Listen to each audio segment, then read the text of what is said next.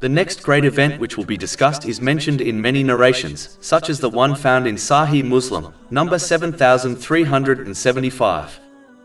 The trial of the Antichrist has been described by the Holy Prophet Muhammad, peace and blessings be upon him, in a narration found in Sunan Ibn Majah, number 4077, as the greatest trial Muslims will face during their lives on earth.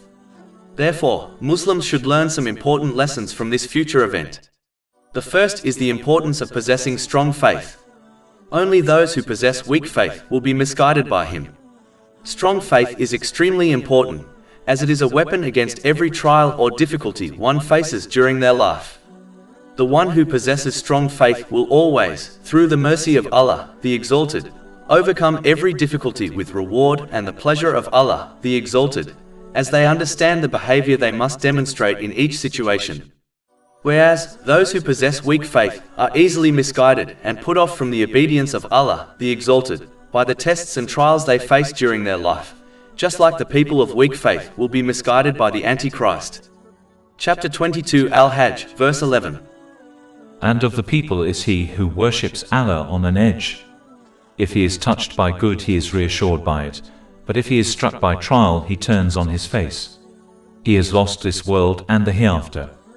That is what is the manifest loss.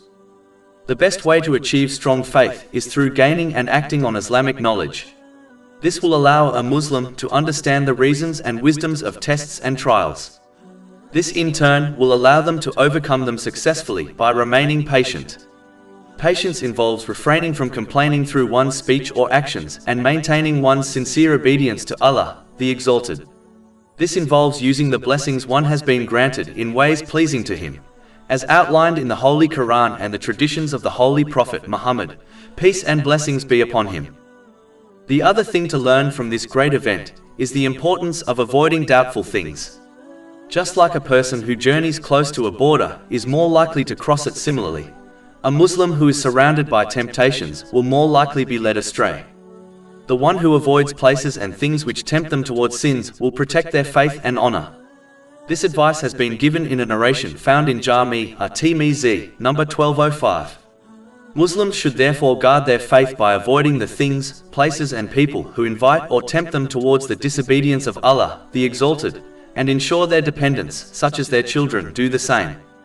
Over 400 free ebooks, audiobooks, infographics, podcasts and blogs available on our website, www.shaykhpod.com.